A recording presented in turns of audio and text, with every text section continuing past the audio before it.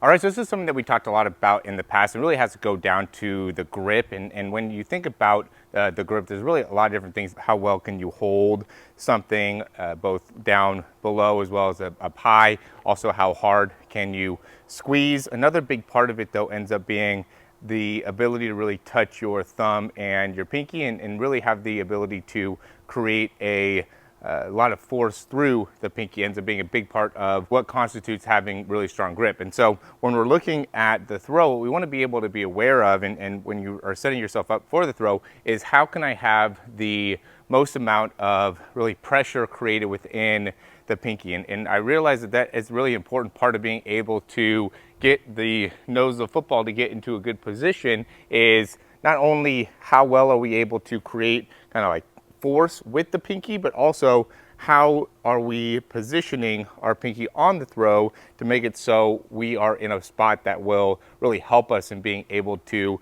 get the nose of the football all the way around. And so that's really the concept that we're talking about today. I mean, it goes into grip. I really want to make it more of like a grip video, but I've made so many videos about the grip that I wanted to make it so this one's a little bit more differentiated, so then people can really understand it and, you know, hopefully be able to find it and search for it. But the main understanding of it is, as we're coming through the throw, what we want to be able to do is have a great feeling and connection to what is our pinky doing, whether we're throwing the ball deep and really need to get the action to come a little bit more down, or want to be able to get the nose of football to get all the way around. Again, a lot of that has to do with the relationship of really the pinky and the thumb.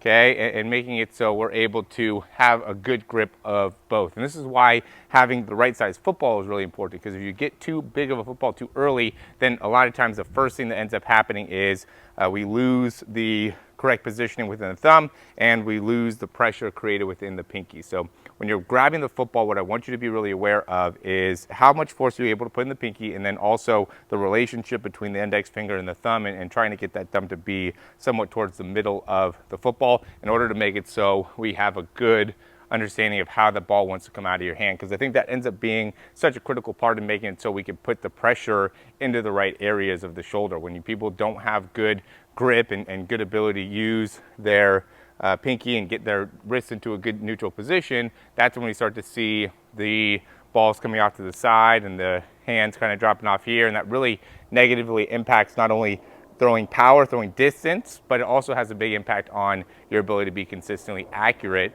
and also can even have an impact on how healthy your shoulder is going to end up being. So again, that pinky really has a big impact on how well we're able to get the nose of the football to get all the way around, and then how well we're able to really release it and gets a good feeling for, you know, when we're doing that wrong in comparison to when we're doing it right. So I think this is really important to help you in understanding what that looks like when it comes to throwing the ball further. If you like the information, as always, click that thumbs up down below. That really helps us out a ton. Subscribe to the channel. If you have any questions, comments, or recommendations, you can leave those down below.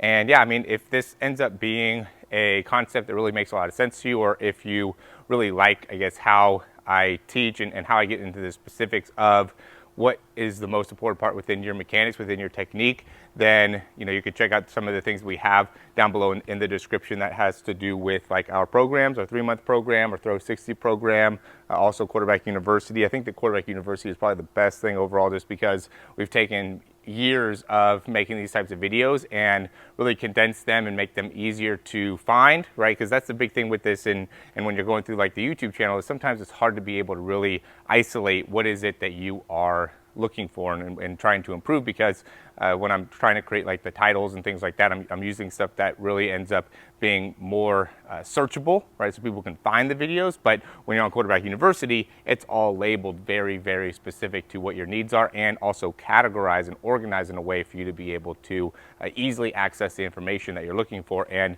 just like how we get very specific into this, the pinky, that we do the same thing with how we're loading and how the elbow should be coming through, and the wrist position and the grip. And there's a lot of parts of this that end up being important. And I don't want you to necessarily be overthinking it. But that's where the problems end up becoming, is if it's not really a simple understanding of what it is you need to be doing, then that's where it ends up being very complicated. If we can really isolate what is the problem and what do you need to work on, then it makes it a lot easier for you to be able to digest the information and apply it. But if there's not a really common way to be able to, or specific way of being able to address a particular issue, grip, lower body force, weight distribution, how to throw a deep ball compared to how to throw the ball underneath, how to, what your footwork should be like, and where the front toe should be pointing, when to open up the front shoulder. All those things are small details that, once properly addressed, can easily be integrated into a more effective throw. But if there is doubt or a inability to fully understand,